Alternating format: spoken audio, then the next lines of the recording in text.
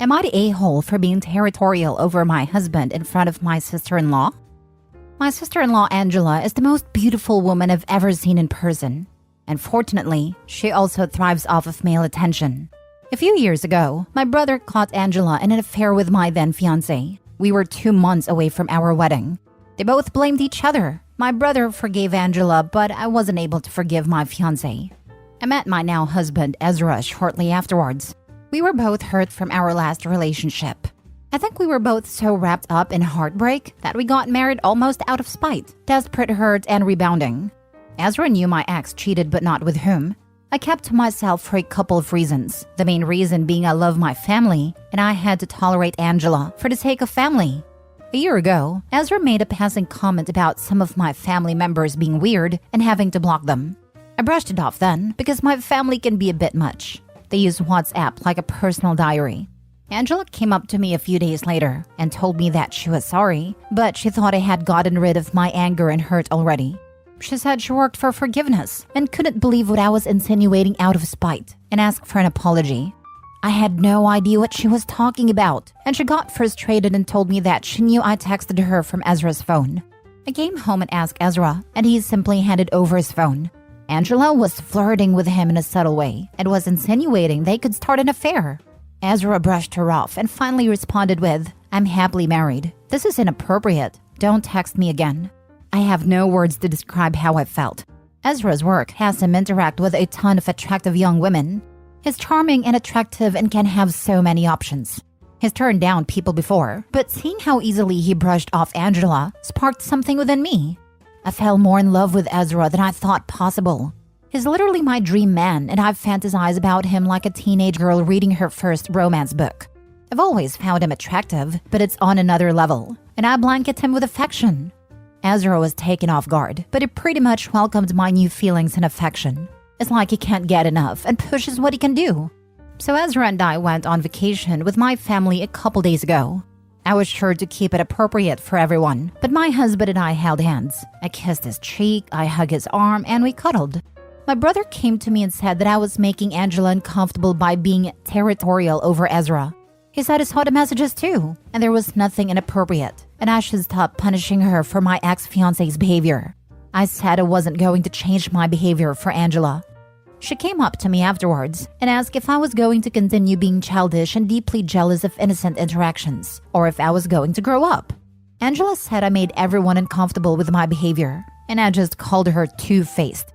We had to cut the vacation short because of our constant arguing, and my parents are annoyed at both of us. Am I the a-hole? Edit. I just sent my brother the texts from Ezra's phone in case my brother saw an edited version from Angela. I haven't heard back from him. Now for the top comments. I'm happy for you. Screw Angela. She can buzz right off. Not the a-hole. I'm so grateful for Ezra. My garbage ex-fiancé and I knew each other since we were kids. He promised to love and respect me. He was still telling me those things while he was cheating on me with Angela. A part of me broke that day. Mutual friends told me that they could see why he did it. I can see it too. Angela's that beautiful. But was those weeks with her worth my years and years of love? She broke up with him the second they got found out. He didn't want to be with me, and I couldn't forgive him either.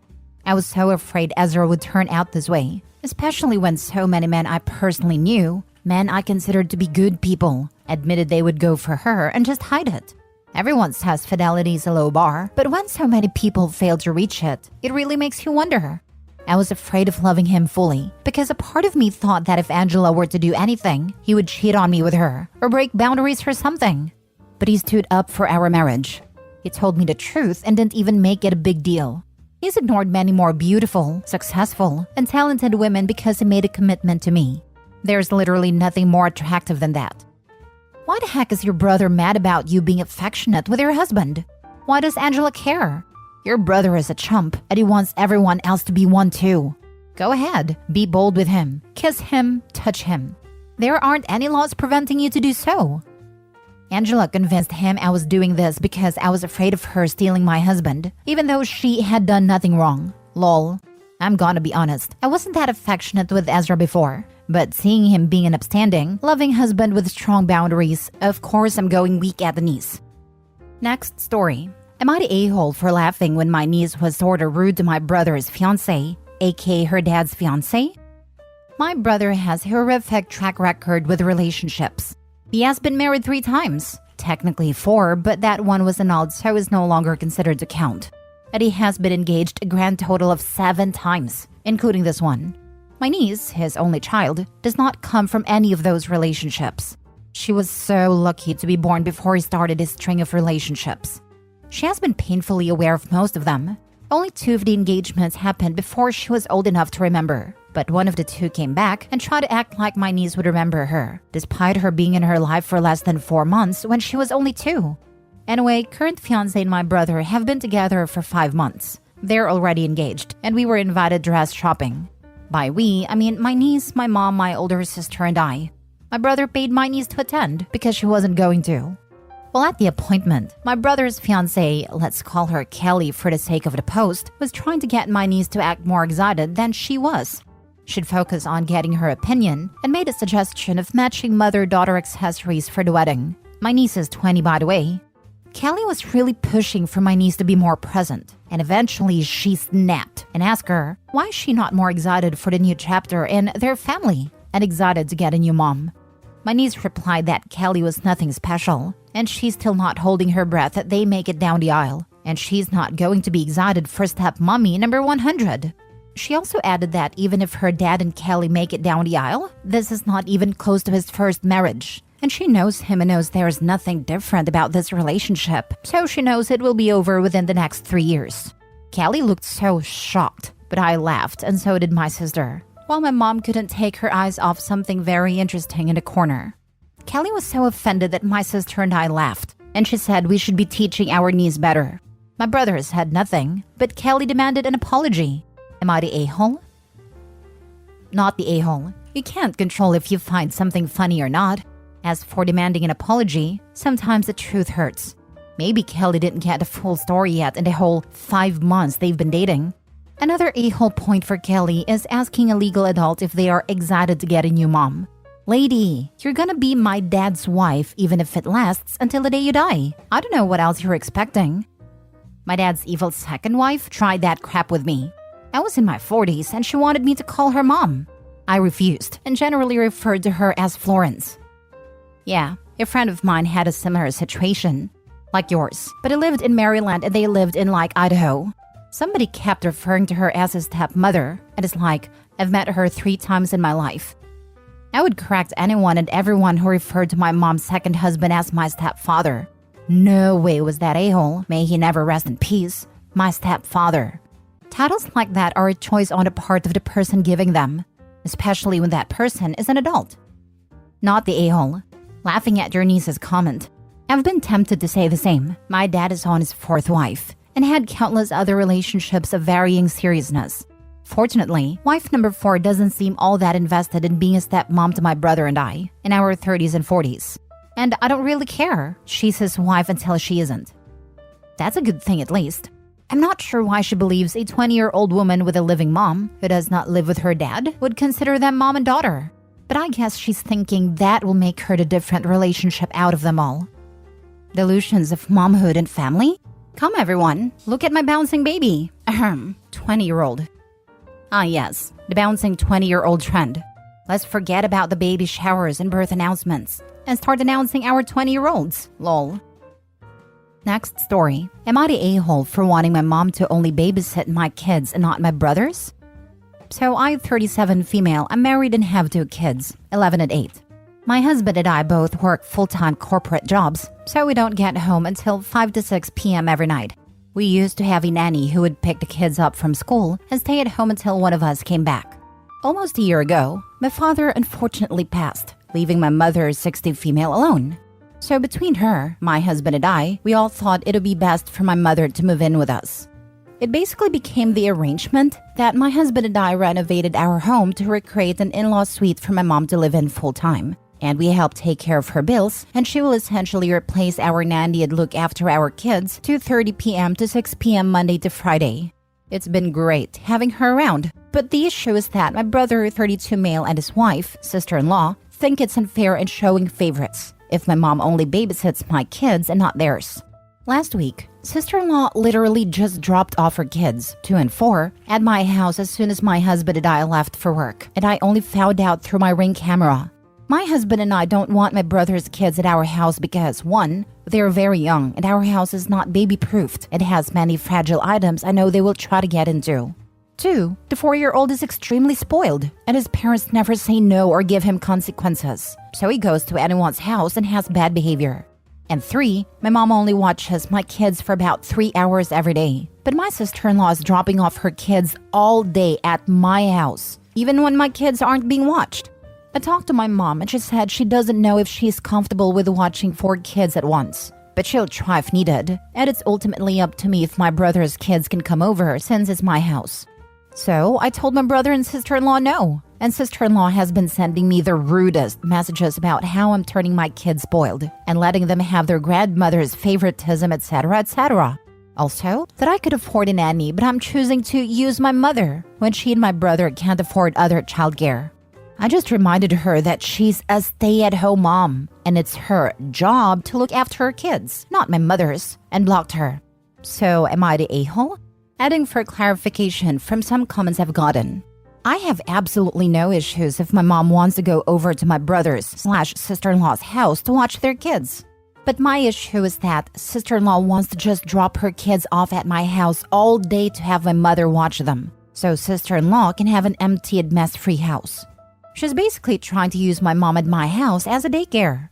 Also, I take deep issue with her just dropping off her kids at my house without notifying me or my husband, or even asking my mom. Now for the comments. Not the a-hole. Your mom isn't doing this for free. You're essentially paying her bills and giving her a place to live. In exchange, she's watching your children. If sister-in-law wants her to watch her children, she should move her into her house and pay her bills. Her elementary age, presumably potty-trained children, in a home with all their stuff, which is wildly different than toddler/preschoolers who don't have their toys/food/extra clothes. Totally not the same. Not to mention the difference between 3.5 hours with elementary-aged kids versus all day with toddlers without any heads up. The cherry on top is, sister-in-law is a stay-at-home parent. She has enough flexibility to coordinate timing with her mother-in-law, if mother-in-law is interested. She didn't care though, and just dumped her kids without warning. Not the a-hole. Watching an 11 and 8-year-old for 4 hours is way different than a 2 and 4-year-old all day, especially when their mom is not working. Yeah, I mean, if it's like an occasional thing and OP is a hard no way, that's one thing and may warrant discussion. Every day or regularly, though, is ridiculous. Last story. Am I the a-hole for refusing to drive to my wife's monthly family get-together? My wife, 33 female, and I, 35 male, have been married for 3 years. Her family is very tight-knit, and every month they have a family get-together at my wife's parents' house. It is always on Sundays because my wife's siblings have kids, and they all have activities on Saturdays, so Sunday is the only free day everyone has. They live a 3-hour drive from us, so we always make a day trip because obviously we have to work on Monday. Needless to say, it's a lot of driving in one day. The get-together is usually just a nice meal and some games, nothing too fancy or crazy. I like her family and enjoy hanging out with them, but there have been times when I don't feel like going. And there's no hard feelings about not attending. The problem is that, if I don't attend, my wife doesn't attend. She's a very anxious driver, especially on freeways and highways where aggressive drivers and semi-trucks tend to be more common. She's never been in an accident or anything like that. She just doesn't feel comfortable driving long distances on freeways with speeding cars. It freaks her out. So if I don't go, she won't drive herself there. There also isn't anyone else from her family that lives nearby that could come pick her up without adding at least 2 hours to their drive.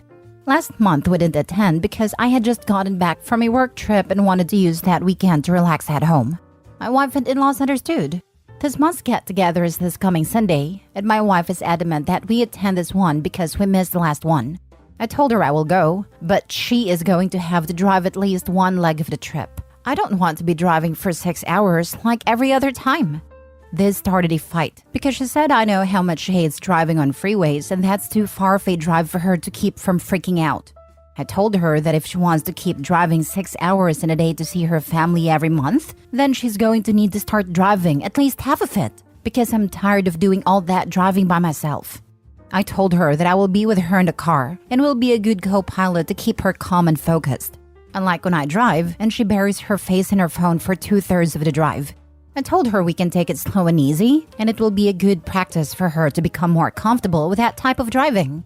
She's not agreeing to this, and is insisting that I drive like every other time because of her anxiety about it.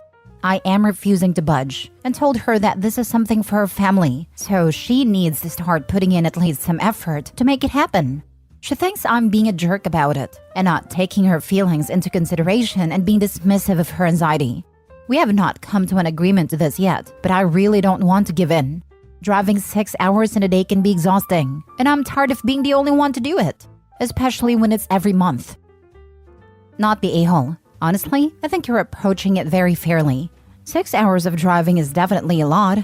It's not fair of her to expect you to bear that entire burden every time to visit her family without driving at least part of the distance. And you pointing out that you'll be there supporting her as a co-pilot is the right approach.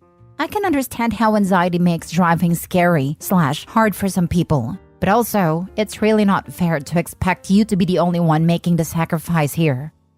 My wife has actually suggested going there on Saturdays before, but honestly, I don't want to sacrifice an entire weekend every month to see her family. One Sunday a month? Fine, that's doable because at least I can have Saturday to do something I want to do. But one entire weekend every month is too much. Not the a-hole. Maybe you're being dismissive of her anxiety, but she's also being dismissive of yours. A monthly 6-hour round trip sounds exhausting. It seems like you've been a champ about it thus far. You'll eventually have to come to a long-term compromise though. Agree you'll only go every other month from now on or something like that. It seems like there has been some resentment bubbling about this for a while, and figuring out only what to do for this particular trip will only be a band-aid.